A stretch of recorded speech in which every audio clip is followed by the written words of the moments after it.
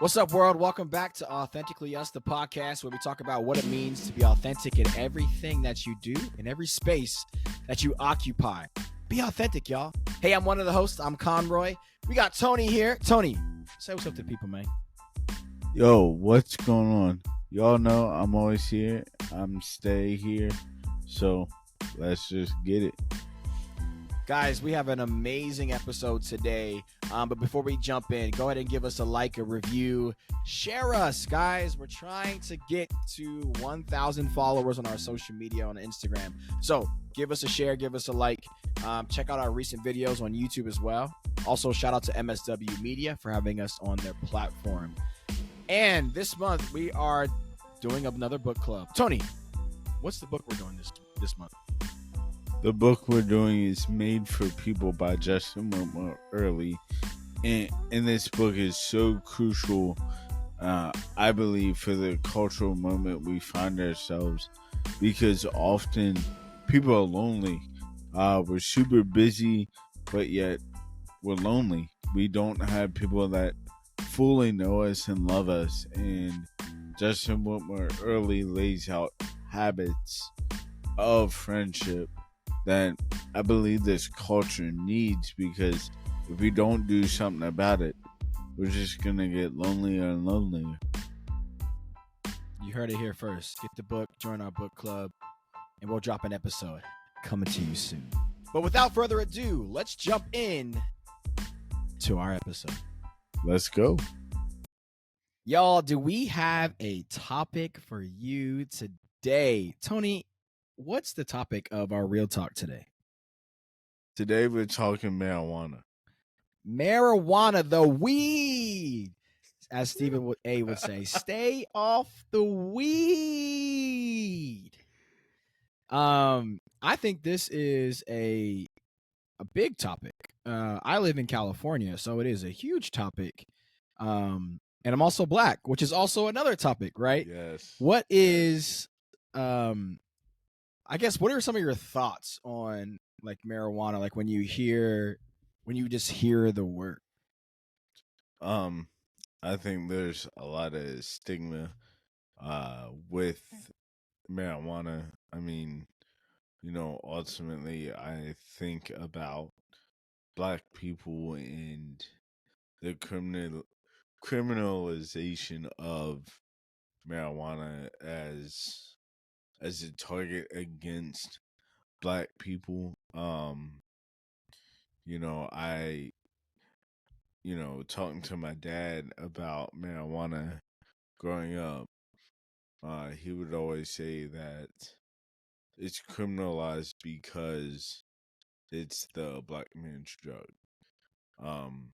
While it has more health benefits than alcohol and kills less people.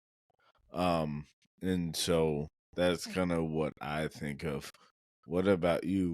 What are your thoughts and feelings toward marijuana? I don't really have positive thoughts when I think of marijuana. There's not a lot of positive memories that come with it, mainly because of how I grew up. As you mentioned, Black people were definitely criminalized for it, and I've witnessed it firsthand with my family, with my uncle, my dad, and stuff like that. And so when I first hear it, I'm like, oh man, not another like story. I just have a lot of negative thoughts when I think about marijuana. And then when I sit on it and simmer on it a little bit, then I think about some other things. I've been an athlete for a long time, so a lot of athletes use it for many different reasons, whether it is medicinally, or whether it is to calm down, whether it is to get their mind right, whatever it is. I feel like my view on marijuana has definitely changed over the years, for sure. I did want to share a couple facts about it. It says cannabis plants. Marijuana, often referred to as weed, pot, cannabis, is a plant native to Central Asia, but now cultivated and grown worldwide. The cannabis plant has several variants, with the two most well-being, or with the two most well-knowing being cannabis sativa and cannabis indisa. Let's go with indisa. The other one I wanted to read is it has a psychoactive effect of marijuana, and it's primarily due to the compounds called delta 9. I can't pronounce this word. Delta 9 tetrahydrocannabinol, or Go with THC. it. Go with it. THC interacts with specific receptors of the brain and central nervous system, leading to altered perception, mood changes, and increased appetite, among other effects. Marijuana has a long history of use for both medicinal and recreational purposes. In recent years, many countries and states have legalized its medical and recreational use, while others maintain strict legal restrictions. Medical marijuana is often prescribed to treat conditions like chronic pain, epilepsy, nausea, while recreational use is for relaxation and enjoyment. So, hearing those facts, where do you kind of lean towards when it comes to marijuana? I think I lean towards kind of just like I do with alcohol. Like, if you want to use it, but just do it responsibly. Don't I hate seeing people that just get addicted and need it, because I've seen that wreck lives, wreck families, and that's what I can't stand. But like, if you want to smoke it to chill and relax because you have anxiety, you might just like the feeling of getting high. Like, okay, just getting addicted to it has real dangerous paths. What about you? Yeah, you know what? I agree. I think, well, in terms of the addiction part, I think it can be an addictive thing. Anything could be addictive, right? If you overuse it. I feel like recently, in these past 2 years, I feel like marijuana has boomed, where everybody is now having a cannabis plant or a cannabis strand, I guess they call it. And I think it's cool for people who want to make money with it, but I think where I'm having a hard issue is seeing the effects of so many strands that aren't necessarily regulated. So then I think maybe sometimes they might be intentionally or accidentally laced with things. And I can speak for my family, where I've seen how it has negatively affected people's mental health because it's not regulated. I can see how, because it is a popular way to make money right now, people are just trying to make it quickly, and as opposed to going through the process to make it safe for, I guess, the general population to use. So that's my issue with it currently right now. I think my other issue, where I also lean more towards, is that there are people who are in prison for years for selling marijuana and using marijuana. And a lot of those rules have reversed, or now it's legal. So I think that's where I have like an issue. I'm like, so what do we do about that? What do we do about those people who went to jail for selling marijuana and now it's legalized in their state or said state they sold it in, but they still have years to do? Like, I guess that's where I'm like, I'm also torn. I'm like, I don't know. I'm glad I don't have to make that decision, to be honest. Right. Well, and like I think that's the one part that I struggle with as well. Just like, you know, the selling of weed has now become decriminalized, but yet there's people still doing time for, in my opinion, these petty crimes. And you know, when we talk about mass incarceration, like how many black people have gotten locked up over weed, and they're doing years in prison over a dime bag. Um, and so like make it make sense in a way, like so. Yeah, I'm right there with you. Like that makes zero sense. But I think that's just the mess up part of the justice system. Yeah. You said something earlier where you said it was like a black man's drug, or labeled kind of like a black man's drug, which I feel like a lot of years it was. It wasn't until I moved to California when I realized it is not a black man's drug. There's a lot of people here who, use marijuana to help them sleep, um, for leisure. They eat edibles and all these things. Um, so it was very eye opening. I have a hard time when we take things like alcohol or drugs to alter our minds, alter our moods. And that's, I guess, where I have a hard time, because it does change people. And sometimes it changes people for the better. Sometimes it helps people with pain. And I think that's always been my negative outlook on uh, marijuana. My question for you is, as a believer,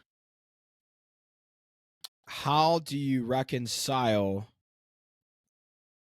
I guess, marijuana in terms of, I mean, how am I asking this? As a believer, I guess, how do you balance that in terms of, like, is this something I agree with, or is this not something I agree with as a believer? Yeah, that's a great question. Um, I think for me, I agree with it because it's a natural plant. Like it grows straight from the earth. Like you don't have to add anything to it. We know people do, but you don't have to add anything to it to get what to reap the benefits of it. Um, but I think it goes back to like, do people want this to calm their anxiety, to get through the pain? You know, I've often wondered if marijuana would help my cerebral palsy and help me to relax my muscles. I've never tried it for that reason. Um, and so if this is a natural plant that can heal those things, I'm for that.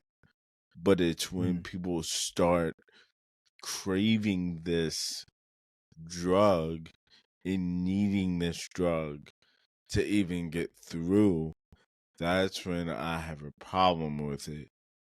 Because you're taking a good thing and making it your addiction. Mm. Yeah. So you're saying, because it's natural, essentially grew from the earth, it it is a it is okay, because it does have medical um benefits. Right? Yes. Like weed in of itself is natural, you know, for some reason God created it as a way to heal our bodies of things. But we, being who we are, have taken it and worshipped the creation and not the creator from it. Mm. Mm-hmm. Yeah. Yeah, I definitely can see that perspective. I wanted to look up this scripture about, I guess, my viewpoint. Oh yeah. Um, Now I don't know the complete context, so maybe Tony, you can help me with it. Help me with this. But in First Peter 6, or no, First Peter 5, verse 8, it says, "Be alert and sober mind. Your enemy, the devil, prowls around like a roaring lion, looking for someone to devour. Resist him, standing firm in faith, because you know that the family of believers throughout the world is undergoing the same kind of sufferings." So when I hear of like be of sober minding, I feel like the enemy attacks most when we are not of sober mind. And it could be when we're drunk. It could be when we're high. It could be when we're way too tired or way too caffeinated. And I just feel like, I guess that's kind of where I stand with it. Is like, if you're using this drug for medical purposes, I love it. I love it for you. But if you're using this drug for enjoyment because you're chasing that next high, then that's when I kind of have a problem with it. And I guess my next problem is that for people who have those medical marijuana cards, I know firsthand of people who were abusing that. Like, they somehow got it because they went to therapy once or twice, and now they need it for their anxiety. But now they're really using it for their enjoyment, chasing that next high. Right. So they're not a sober mind. So they're making crazy decisions. And I feel like that's my issue, is because it's not regulated. I don't know how you would regulate it, but it's not regulated. And I guess that's kind of where my issue with it, with marijuana, with alcohol, with cigarette, like all those things that are changing people's lives negatively. Well, and I think to go with that, I believe that once America realized how much money is in marijuana and how much it would boost the economy, that's when it started to become okay. And so I do think almost anyone, if they wanted to, could go in and get a medical card. Now, I may be very wrong. Don't come for me in the comments. I don't know this. But like, if that's gonna make more money, yeah, let's dish out medical cards so people get the marijuana. Just like pharmaceuticals. Oh, you need drugs for your anxiety? We'll keep prescribing because it makes us money. And so it's like the people don't matter to the culture. It's all about money. That dollar, like you said, as soon as these states in America recognize, oh, we can make a lot of money off of this, legalize it.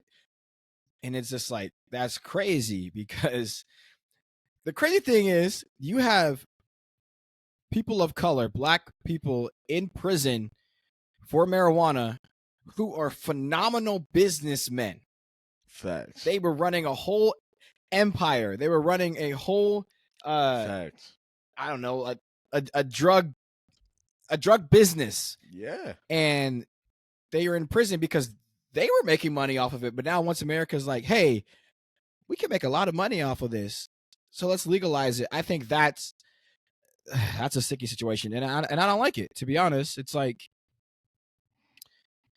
just because we can make a little bit of change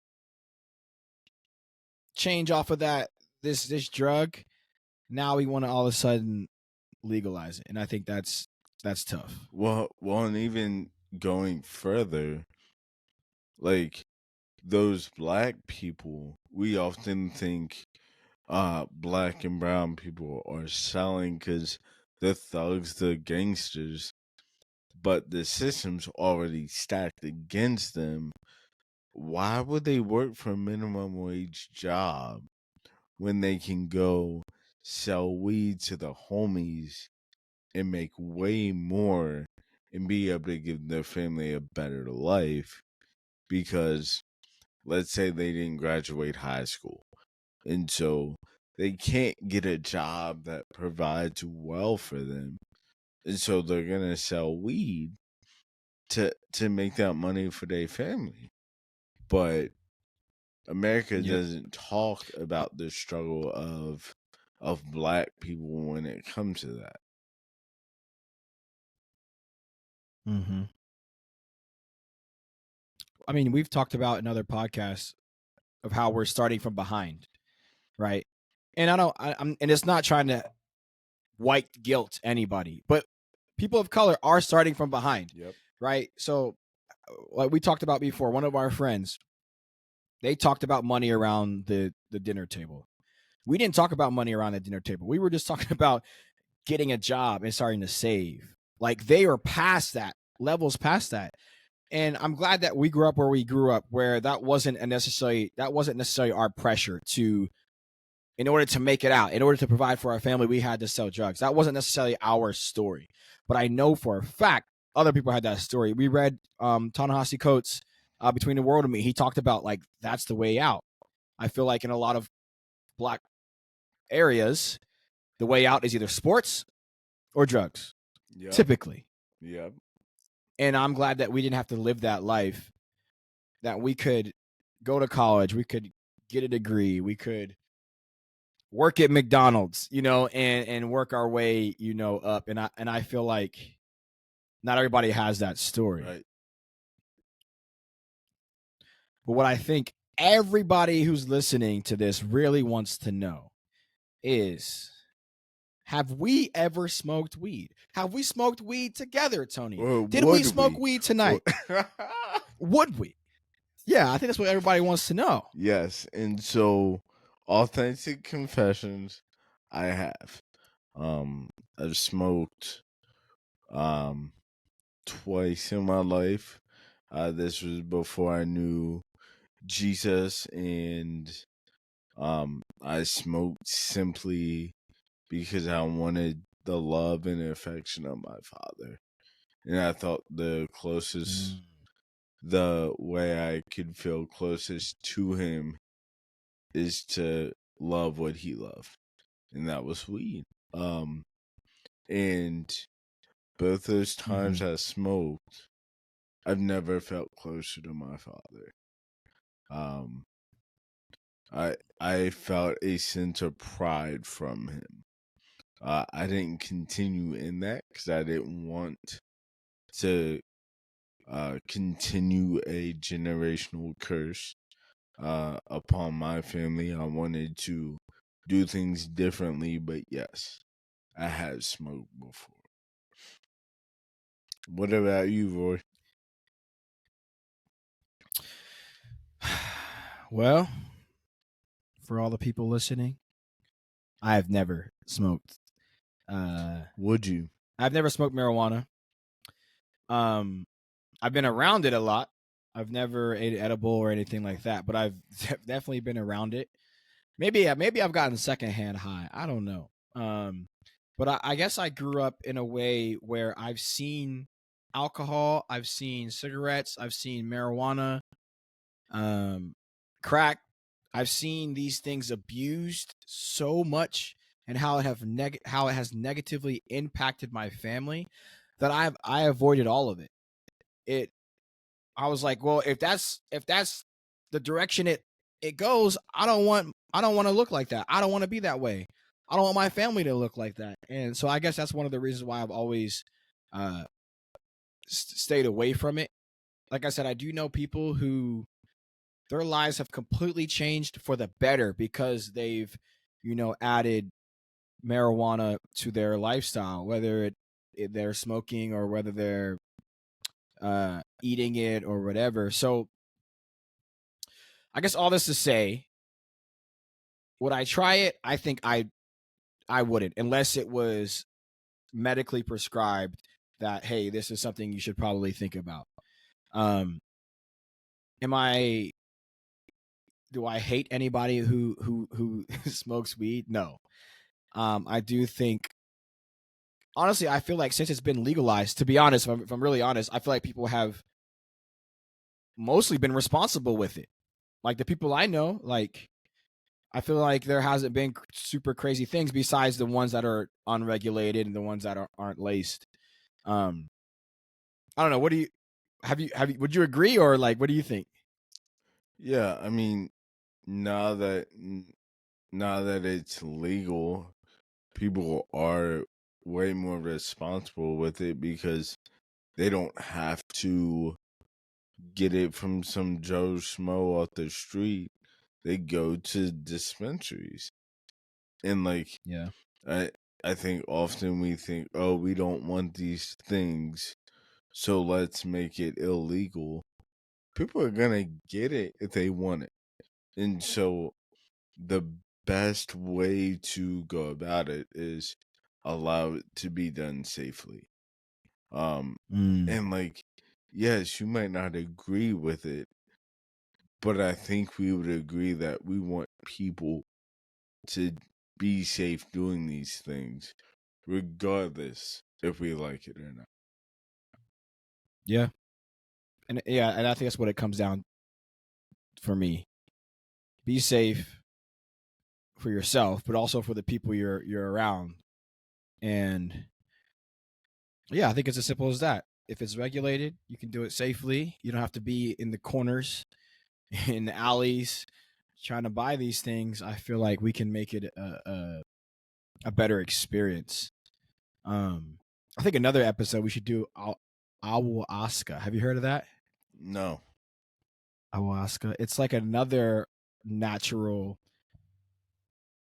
herbal drug that's very psychedelic, and Will Smith talked about it in his book, which I have up there Oh, somewhere. yes. I remember this now. It was at the very end, like the very last chapter, and even Aaron Rodgers, he talked about it in his book, or he talked about it just on a podcast, like just about the experience.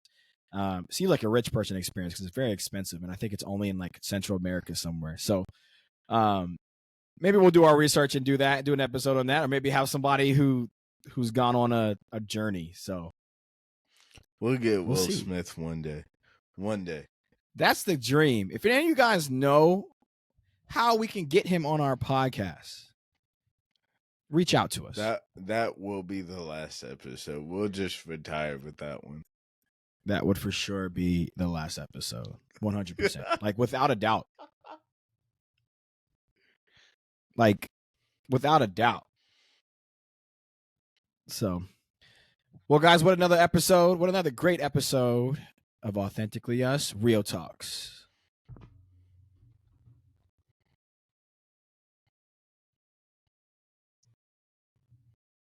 And that's a wrap. That's a wrap on this one.